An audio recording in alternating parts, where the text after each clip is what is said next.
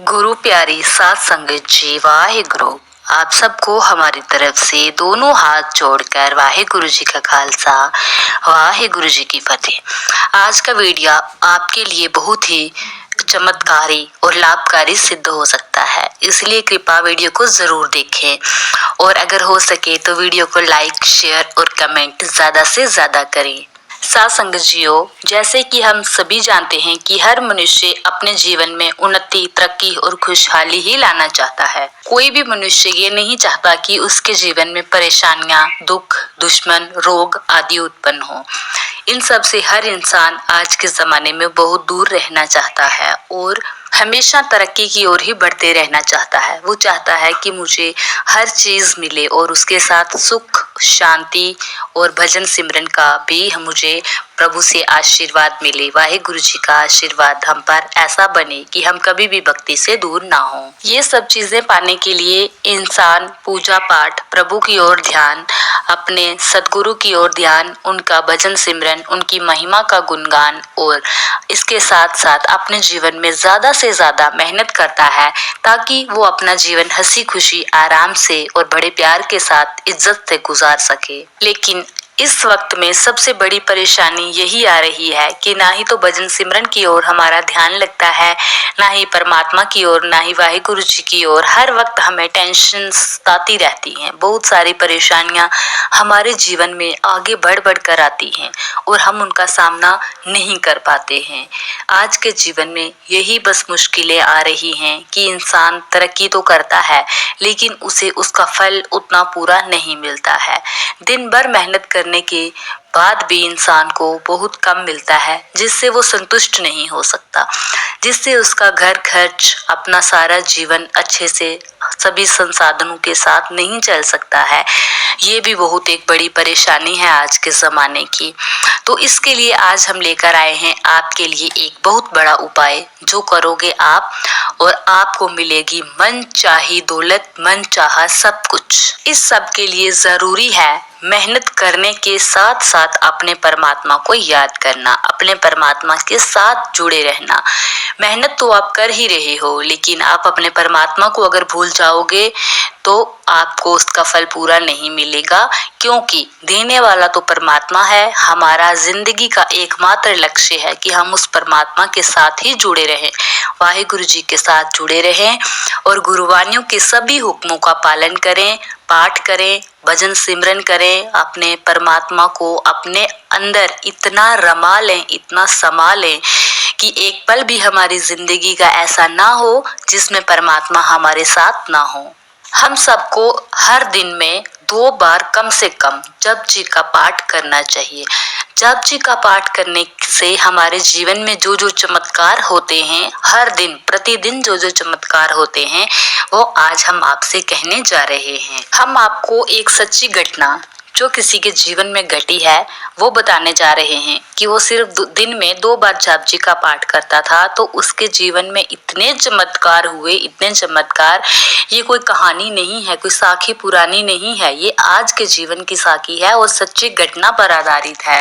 हमारे पंजाब के अंदर ही एक कुम्हार रहते थे। वो कुम्हार दिन भर अपने छोटे से आंगन में ही मिट्टी के बर्तन बनाया करता था। सुंदर सुंदर मटके वगैरह जो भी मिट्टी का सामान होता है, बड़े ही आराम के तरीके से और बड़े ही प्यार से बनाया करता था और इसी रोजी रोटी के साथ वो अपना घर चलाता था। कुम्हार का काम करता था, मिट्टी के बर्तन बनाकर बेचता था। लोग भी उसके बर्तन बड़े चाव के साथ खरीदते थे और इसी से वो अपने घर का खर्च चलाता था और अपने जीवन में मशहूर होता जाता था कि वो कुम्हार इतने अच्छे बर्तन बनाता है। कुम्हार के घर में उसकी एक बूढ़ी माँ भी रहती थी। वो दोनों इसी से अपना घर चलाते थे, इसी से अपना जीवन चलाते थे। ये दोनों माँ बेटा अपने गुरु जी पर, सतगुरु पर बहुत ही विश्वास करते थे। इन्हें वाहिगुरु जी पर इतना भरोसा था कि ये कभी सोचते ही नहीं थे कि हम गरीब हैं या छोटे से घर में रहते हैं, हमारे पास सभी संसाधन नहीं है।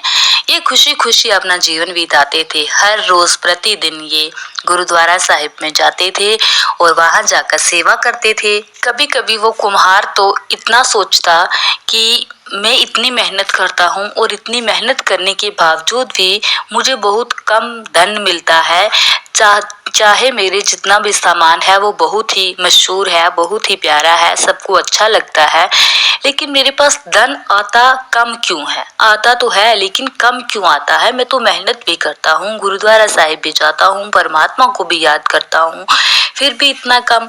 लेकिन उसकी माँ उसे हमेशा यही समझाती थी कि बेटा ऐसा नहीं है, आप अपने वाहिगुरु जी पर भरोसा रखो, वो आपके ऊपर हमें कृपा करेंगे, हमेशा कृपा करेंगे और इतनी करेंगे जितनी हमें चाहिए। वो जरूरत से ना ज्यादा और ना ही जरूरत से कम देते हैं। वो जितना देते हैं ना वही हमारे भाग्य का होता है। एक दिन की बात है कि जब वो कुम्हार अपने सारे मटके लेकर बाजार की ओर जा रहा था, उसकी माँ ने उससे कहा कि पुत्र, शाम होने से पहले वापस घर लौट के आना, क्योंकि मैं अकेली हूँ, मुझे अकेले घर में मन नहीं लगता है, इसीलिए तुम शाम होने से पहले ही आ जाना।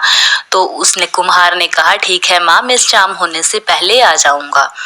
तो जैसे ही वो मटके लेकर जा रहा था, वो मन ही मन विचार कर रहा था कि मेरी माँ इतनी वृद्ध हो गई है, इतनी बूढ़ी हो गई है कि इन्हें कभी भी ना सुख का अनुभव नहीं हुआ। जो ज्यादा से ज्यादा सुखी जीवन इन्होंने नहीं जिया, बहुत ही परेशानी में दिन काटे हैं। मैंने इनके लिए कभी कुछ ऐसा नहीं किया 2 वक्त की रोटी के सिवाय कि ये भी अपना जीवन सुखी शांति से बिता सकें, आराम से बिता सकें। इसलिए मैं क्या करूं जिससे मेरी माँ कि अच्छे दिन आए, वो अच्छे से रहें, सुख से रहें, हर आरामदायक वस्तु उनके पास हो। ये सोचते सोचते वो बाजार पहुंच जाता है। वहां एक आदमी उससे मटका खरीदने आता है, तो वो उसके बताए हुए दाम से संतुष्ट नहीं होता और वापस चला जाता है। फिर दूसरा आदमी आता है, वो भी उससे उसके बर्तनों की कीमत पूछता है। फिर वो जब बताता है उससे संतुष्ट नहीं होता और कहता है कम करो, ये ज्यादा है। ऐसा करते करते दोपहर हो जाती है। तो कुम्हार ने सोचा कि आज दोपहर तक तो एक भी बर्तन नहीं बिका, आज मैं घर क्या लेकर जाऊंगा, इसीलिए चलो अब मैं थोड़ा सस्ते दाम में दे देता हूँ बर्तन। तो उसने सस्ते दाम में आवाज लगाई लोगों को बर्तन देने की। तो वहां पर एक आदमी आता है जो उससे वो मटके खरीद लेता है। उसके शाम तक सारे मटके सस्ते दाम में बिक जाते हैं। वो कुम्हार अपने सारे बर्तन बेचने के बाद भी खुश नहीं था, क्योंकि उसने अपने सारे बर्तन आधे दाम में बेच दिए थे और वो सोच रहा था कि ये तो आज मुझे आधा मुनाफा भी नहीं हुआ, आधी कीमत भी मैंने नहीं कमाई। और वो रास्ते से जाते जाते बस यही सोच सोचे जा रहा था। वो बहुत ही उदास मन से घर की ओर चल रहा था और परेशान था। आते आते इतनी परेशानी उसके दिमाग में आ गई कि वो थक गया दिमागी तौर पर। वो रास्ते में एक पेड़ के नीचे बैठा और वहीं उसको आंख लग गई, उसको नींद आ गई और वो सो गया। आधा ही सोया था अभी कि एक महात्मा की आवाज आती है कि बेटा कुछ खाने को दे दो। उसने जैसे ही आंखें खोली तो देखा कि उसके पास एक महात्मा खड़े हैं और कह रहे हैं कि मुझे खाने के लिए कुछ चाहिए, भूख लगी है। तो कुम्हार ने कहा कि महात्मा, मेरे पास यहाँ तो कुछ भी नहीं है, चलो आज मेरे घर चलते हैं, मैं आपको वहीं पर कुछ खिलाऊंगा। जैसे ही महात्मा और वो दोनों घर की ओर चले, घर जाकर कुम्हार ने अपनी माँ से कहा कि माँ, इनके लिए कुछ खाने को बना दो। तभी उनकी माँ ने खाना बनाया और उन्हें खाने को कहा। जैसे ही उन्होंने खाना खाया और उसके बाद वो जाने लगे, तो कुम्हार ने कहा कि महात्मा जी, रात हो गई है, आप यहीं रुक जाएं, अभी कहाँ जाओगे? तो उन्होंने कहा नहीं बेटा, मुझे पास वाले गांव में जाना है। तो कुम्हार कहते हैं कि नहीं महात्मा जी, रुक जाइए। महात्मा जी उससे ये कहते हैं कि बेटा मैं नहीं रुक सकता, मुझे जाना है, लेकिन मैं जाते जाते तुम्हें एक आशीर्वाद देना चाहता हूँ कि हमेशा सुखी रहो। ये सुनते ही कुम्हार की आंखों में आंसू आ गए और वो महात्मा के चरणों में गिर पड़ा। कहने लगा, महात्मा जी मैं कैसे सुखी हो सकता हूँ, आप ही बताओ। आपने मुझे आशीर्वाद तो दिया है, लेकिन मैं सुखी कैसे हो सकता हूँ, क्योंकि मेरे घर में तो गरीबी है। जितना मैं कमाता हूँ उससे खुश तो हूँ, लेकिन उससे मैं इतना नहीं जुटा पाता कि मेरे घर में हर साधन हो। मैं गरीबी की जिंदगी जी रहा हूँ। तो महात्मा ने कहा कि बेटा, गरीबी तो थोड़ी देर की होती है, परमात्मा हमारी परीक्षा लेते हैं। देखो, परमात्मा भी परीक्षा उसी की लेते हैं जो गरीब होता है और परमात्मा के करीब होता है। तो वाहे गुरु जी के आप करीब हो, इसलिए गरीब हो, वो आपकी परीक्षा ले रहे थे।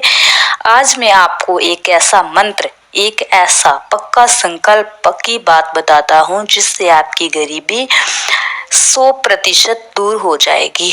तो वो माँ बेटा दोनों महात्मा के चरणों में गिर गए और कहने लगे, गुरुजी बताइए कि क्या करें हम, ऐसा कौन सा उपाय है जिससे हमारे अच्छे दिन आए, हम भी अच्छी जिंदगी जिएं।